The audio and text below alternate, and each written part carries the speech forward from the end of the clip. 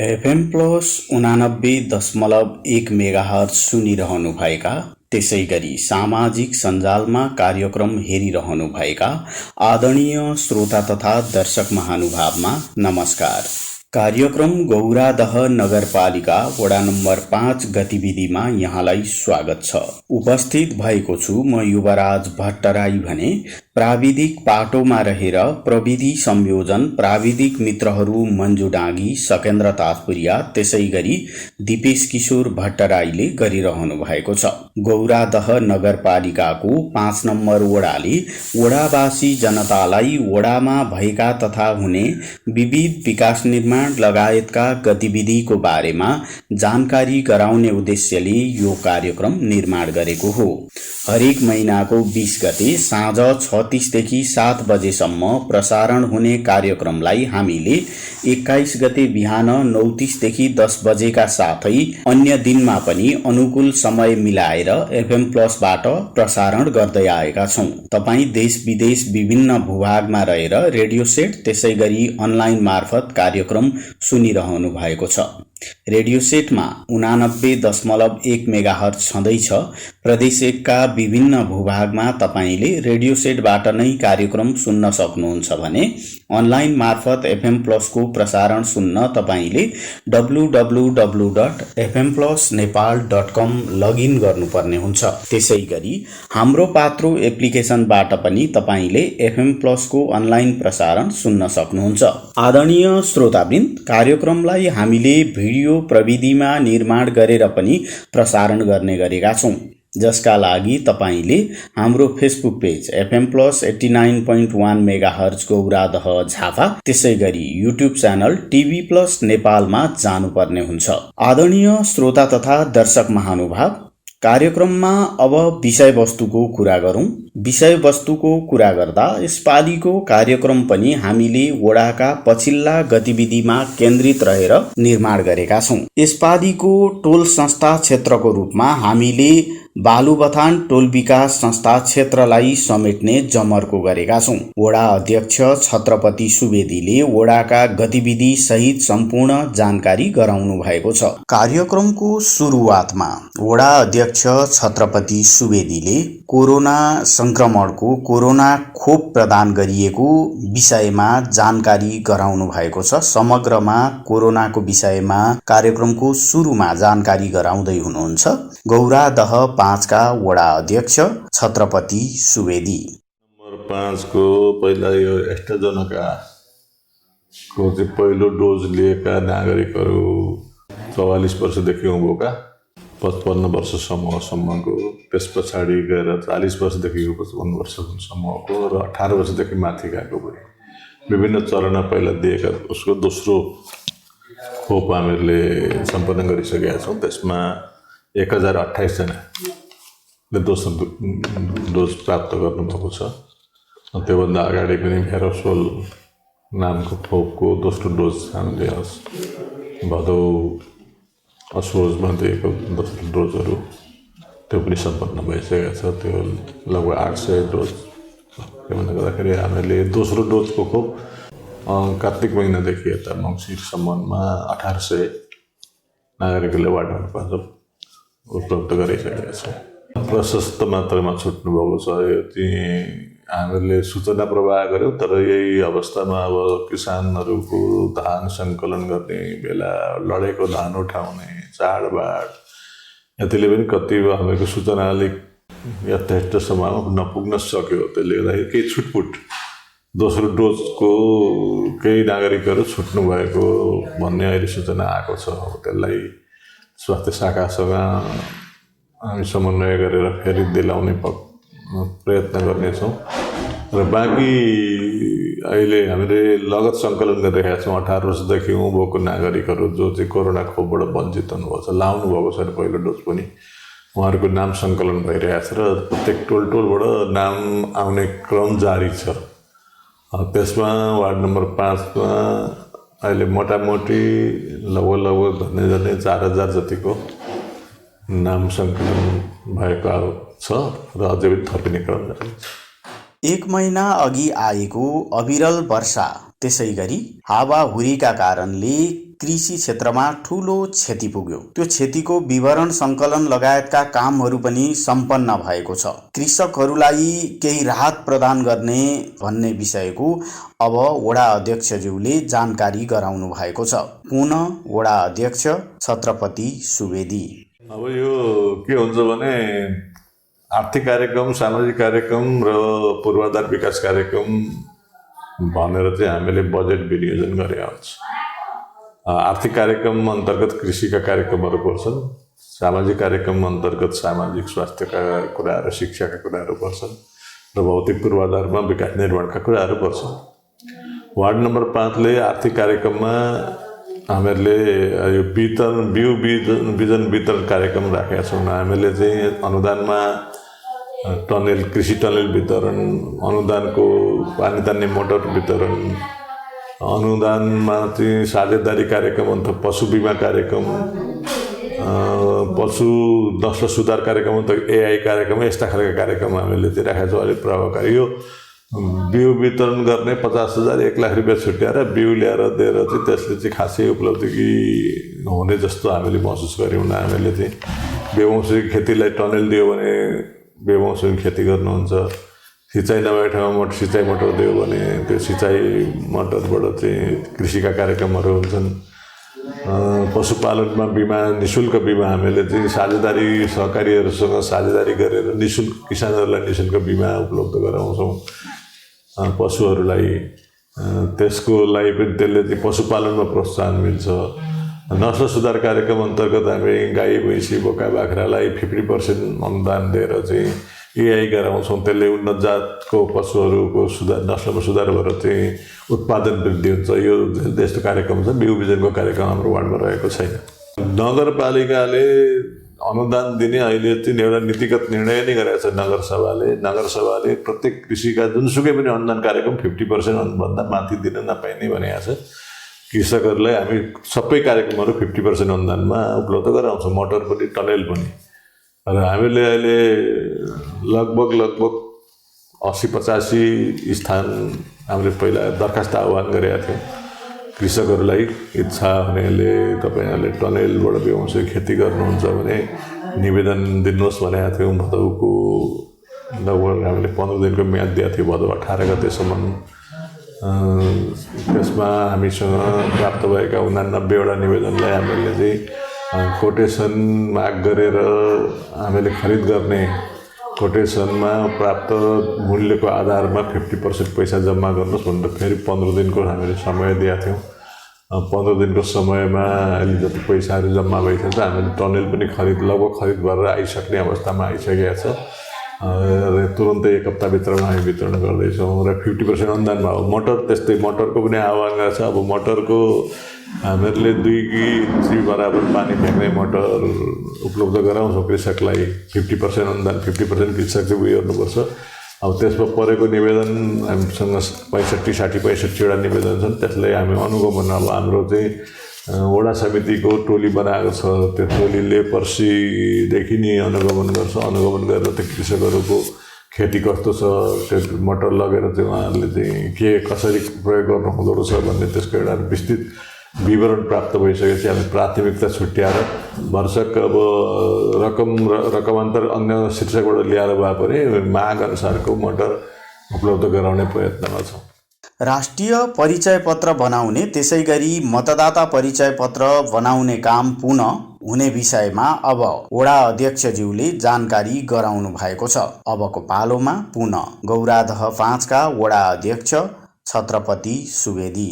राष्ट्रिय परिचय पत्र छुट भएका नागरिकहरूलाई राष्ट्रिय परिचय पत्रको लागि इलाका प्रशासन कार्यालय गौरीगञ्जमा सम्पर्क गर्न हामीले सूचना गरेका छौँ। विभिन्न सामाजिक सञ्जाल मार्फत सूचना प्रवाह गरेका छौँ र व्यक्तिगत टोल विकासलाई पनि हामीले चाहिँ जानकारी गराएका छौँ। त्यस्तो कोही हुनुहुन्छ नागरिक पनि गौरीगञ्जमा सम्पर्क राख्नुहोस् भनेर। मतदाता नावलीमा नाम टिपाउनेलाई पनि हामीले त्यही गरेका छौँ र नागरिकतामा सिफारिस भएको जति नागरिकहरू हुनुहुन्छ यहाँबाट नागरिकता लिन जाने अथवा प्रतिलिपि लिन जाने उहाँहरूलाई पनि राष्ट्रिय परिचय पत्रको फोटो खिचाउनु होला, मतदाता नावलीमा फोटो खिचाउनु होला, छुट्या छ भन्ने कुरो हामीले सूचना प्रवाह गर्छौँ। निकट भविष्यमै मतदाता नावलीको फोटो खिचाउने काम गौरदह नगरपालिकामा पालिका तथा निर्वाचन आयोगले आज 10-15 दिन 5-7 दिनभित्रमा सुरु गर्छ होला। सुरु गरेपछि हामीहरूको प्रयत्न नगर कार्यपालिकाको बैठकबाट त्यहाँ समन्वय गरेर सकियो भने वडामै हामीहरू त्यो उपलब्ध गराउने प्रयत्न गर्नेछौँ। नभए भएन भने पनि वडाको एउटा पालो सिस्टम लगाएर नगर कार्यपालिकामा निकट भविष्यमै मतदाता नावलीको छुटेको नामहरू पनि सङ्कलन हुने कार्यक्रम। आदरणीय श्रोता तथा दर्शक महानुभाव, कार्यक्रम गौरादह नगरपालिका वडा नम्बर 5 गतिविधिमा अब भने राष्ट्रिय जनगणनाको विषयमा जानकारी गराउने बेला भएको छ। राष्ट्रिय जनगणना अन्तर्गत वडा अध्यक्षज्यूले अब गणकहरूले वडामा गणना सम्पन्न गरेको विषयको जानकारी गराउनु भएको छ। अबको पालोमा पुनः वडा अध्यक्ष छत्रपति सुवेदी। जनगणनाको 2टा फ्याक्टरमा काम भएको अनुभव छ। पहिला घरको लगत लिने काम गर्न गणकहरू आउनुभयो, घरमा नम्बरिङ गरेर जानुभयो, घर मुनिको नाम टिपेर जानुभयो। त्यस पछाडि यो जनगणनामा सुपरिवेक्षण गर्ने सुपरिवेक्षकहरू र गणकहरूले टेलिफोन मार्फत चाहिँ मसँग सम्पर्क गर्नुभएको थियो। हामीलाई तपाईँको वार्डमा हामी जनगणना सुरु गरेका छौँ भनेर जानकारी गराएँ भन्नु। ठिक छ, गर्नुहोस्। तर तपाईँहरूलाई कुनै समस्या पऱ्यो भने हाम्रा टोल विकासका अध्यक्षहरू, टोल विकास संस्थाहरू, त्यसमा भएन हाम्रा जनप्रतिनिधिज्यूहरू र मसँग सहित सम्पर्क गर्नुहोला। त्यसमा तपाईँहरूलाई कुनै समस्या भयो, कुनै अप्ठ्यारो भयो भनेर मैले फोन नम्बरहरू उपलब्ध गराएका थिएँ। उहाँहरूले सम्पर्क भएको ठाउँमा कहीँ त्यस्तो परेको ठाउँमा सम्पर्क गर्नुभयो। हाम्रो जनप्रतिनिधि टोल विकासले त्यसलाई सहयोग गर्यो। नपरेको ठाउँमा सुचारू रूपले उहाँहरू गरेर जानुभयो। अब कतिजना निक्ले यस वार्डमा भन्ने कुरो चाहिँ हामीलाई उहाँले तथ्याङ्क दिनुभएको छ, त्यो पनि भन्दा तर गणना चाहिँ सिद्धिएको छ। राष्ट्रिय जनगणनाको विषयपछि कार्यक्रम गौरादह नगरपालिका वडा नम्बर 5 गतिविधिमा अब भने छोटो विश्राममा जाने बेला भएको छ। विश्रामपछि अन्य जानकारीका साथमा उपस्थित हुने नै छौँ। FM+ सुन्दै रहनुहोला, सामाजिक सञ्जालमा कार्यक्रम हेर्दै रहनुहोला। यदि तपाईलाई कोभिड-19 को लक्षण देखिएमा तुरुन्तै PCR परीक्षण गराउनुहोस्। यसरी गरिएको परीक्षण पोजिटिभ भएमा तपाई होम आइसोलेसनमा बस्न सक्नुहुनेछ। होम आइसोलेसनमा बस्दा ध्यान दिनुपर्ने कुराहरू: दिनमा 3 देखि 4 पटक अक्सिजनको मात्रा जाँच गर्ने, अक्सिजनको स्तर 92% भन्दा बढी भएमा र ज्वरो पनि देखिएमा ज्वरोको औषधि सेवन गर्ने, तर अक्सिजनको स्तर 92% भन्दा कम भएमा अनिवार्य चिकित्सकसँग परामर्श लिने। परामर्शका लागि 1133 वा 1115 मा सम्पर्क गर्ने। चिकित्सकको सल्लाह बिना जथाभावी औषधि सेवन नगर्ने। पर्याप्त मात्रामा पोषिलो तथा झोलिलो खानेकुरा खाने। कोठामा बस्दा झ्याल वा भेन्टिलेसन खुल्ला राख्ने। आफूलाई सृजनात्मक काममा व्यस्त राख्ने र स्वास्थ्यकर्मीसँग नियमित परामर्श गरिरहने। FM+ 89.1 मेगाहर्ज सुनिरहनुभएका, त्यसै गरी सामाजिक सञ्जालमा कार्यक्रम हेरिरहनुभएका आदरणीय श्रोता तथा दर्शक महानुभावलाई पुनः स्वागत छ। कार्यक्रम गौरादह नगरपालिका वडा नम्बर 5 गतिविधिमा वडाले वडावासी जनतालाई वडामा भएका तथा हुने विविध विकास निर्माण लगायतका गतिविधिको बारेमा जानकारी गराउने उद्देश्यले यो कार्यक्रम निर्माण गरेको हो। कार्यक्रमको पूर्वार्धमा हामीले कोरोना खोपको विषय, त्यसै गरी कृषिमा क्षति पुगेको अविरल वर्षाका कारणले र वडाले नगरपालिकाले के पहल प्रयत्न गरिरहेका छन् भन्ने विषयको जानकारी, राष्ट्रिय परिचय पत्र तथा मतदाता परिचय पत्र निर्माण सम्बन्धको जानकारी गरायौं। त्यसै गरी राष्ट्रिय जनगणनाको विषयमा पनि यहाँहरूले जानकारी प्राप्त गर्नुभयो। कार्यक्रममा अब भने यसपालिको टोल विकास संस्था क्षेत्रको जानकारी गराउने बेला भएको छ। वडा अध्यक्षज्यूले यसपालि बालुबथान टोल विकास संस्था क्षेत्रको विषयमा जानकारी गराउनु भएको छ। अबको पालोमा समग्रमा बालुबथान क्षेत्रको विषयमा जानकारी गराउँदै हुनुहुन्छ वडा अध्यक्ष छत्रपति सुवेदी। टोल विकास का कुरा अब हाम्रो यो गोवर्धन नगरपालिका सबभन्दा धेरै टोल विकास भएको वडा नम्बर 5 जहाँ 26वटा टोल विकास संस्था छन्। त्यसमा विभिन्न उसमा हामीहरूको भौगोलिक हिसाबमा हामीहरूको पूर्वी पश्चिम र दक्षिण 3टा हिसाबले हामीले वडालाई विभाजन गर्ने गरेका छौँ। एउटा चाहिँ साबिक महारानी भनेको चाहिँ साबिकको वार्ड नम्बर महारानीको 2 नम्बर 3 नम्बर र 4 नम्बर। यसलाई चाहिँ एउटा फ्याक्टरमा हामीहरूले चाहिँ विभाजन गर्छौँ भने साबिक पोखराको 1 नम्बर बालुबथान जो चान्दुदेखि पारी मात्रै पर्छ, चान्दु खोलादेखि, र साबिक पोखराको 2 नम्बर त्यो चाहिँ दक्षिणी भेटमा पर्छ। यसमा आज बालुबथानतर्फको टोल विकासको कुरा गरौँ। बालुबथानतर्फ हामीहरूका जम्मा 11वटा टोल विकास संस्थाहरू छन्। यो साबिकमा 11 टोल विकास संस्थामा समग्रमा अब सबै टोल विकासको भन्दाखेरि पनि त्यहाँ खैरबारी टोल विकास, डिम्बाउठा टोल विकास, किराँत टोल विकास, सुनगावा टोल विकास, नवबसन्त टोल विकास, हाउडे टोल विकास, आदर्श टोल विकास, बालुबथान टोल विकास, शनिश्चरी टोल विकास, डाँडा टोल विकास, सिरान टोल विकास नामाकरण गरिएको छ 11वटा। त्यसमा समग्रमा अब 4 वर्षभित्रमा गरिएका कामहरू प्रशस्त मात्रामा छन्। हामीले सिरान टोल विकास अन्तर्गत 3वटा कलभट, पक्की कलभट बनायौँ। त्यो बाटो अहिले पिचको अवस्थामा पुगेको छ। पहिला हामीले ग्राभेल गरेका थियौँ, उच्चस्तरीय ग्राभेल, अब अहिले कालोपत्रे योजनामा पऱ्यो, त्यहाँतर्फि काम भइरहेको छ। त्यस्तै गरेर बालुबथान टोल विकास त्यहाँ हामीले केन्द्रीय योजना अन्तर्गतै 2टा कलभटहरू बनायौँ र एउटा नगरपालिकाबाट एउटा कलभट बनायौँ, 3टा कलभट बनायौँ। हामीले लगभग 1 करोडमा केन्द्रको योजनाबाट 2टा कलभट र हामीले आफ्नो 25 लाख रुपियाँ बराबर गरेर कलभट पनि निर्माण गरेका छौँ। र त्यो बाटोलाई पनि अहिले पिच गर्ने काम, कालोपत्रे गर्ने काम अगाडि बढ्छ। त्यो जनता मावि पश्चिमबाट बालुबथान हुँदै श्रीजङ्गातिर आउने बाटो। त्यस्तै गरेर हामीहरूले त्यहाँका बाटाहरूलाई टोटली ग्राभेल गरिसकेका छौँ र यो वर्ष हामीले सुधार पनि गर्दैछौँ। त्यस्तै गरेर कलभटको उसमा हामीले सुनगावा, नवबसन्त टोलमा एउटा कलभट, पक्की कलभट बनायौँ। खैरबारीमा एउटा पक्की कलभट बनायौँ।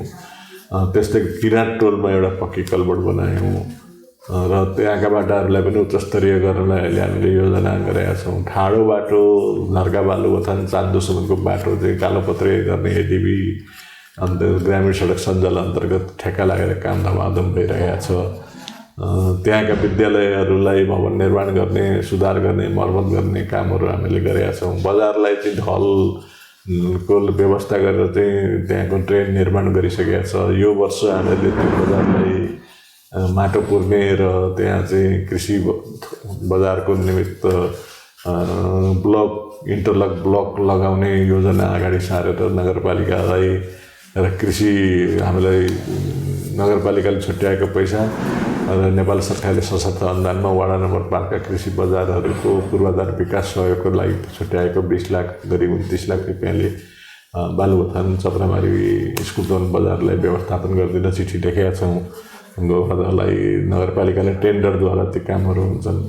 त्यस्तै गरेर हामीहरूले त्यहाँ अन्य कामहरू खोप केन्द्र बनाएका छौँ।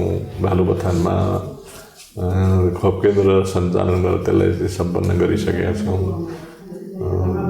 बाटोहरू मर्मत गर्ने कामहरू सम्पन्न गरेका छौँ। विद्यालयमा हामीले चाहिँ मागेर अर्को सहयोगबाट एउटा शुद्ध खानेपानीको लागि फिल्टर जडान गरिदिएको छौँ र यिनै हुन्। समस्तमा अब त्यहाँ धात्रो नियन्त्रणका कार्यक्रमहरू पनि छन्।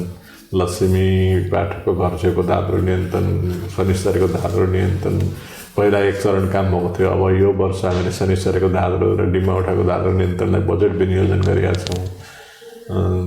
बालुबथानका भएका बाँकी खैरबारी विद्यालय भवन, नयाँ भवन 2 कोठे बनाएको छ। त्यो चाहिँ 11वटा टोल विकास संस्थाको समग्रमा विकास दिने हुन्।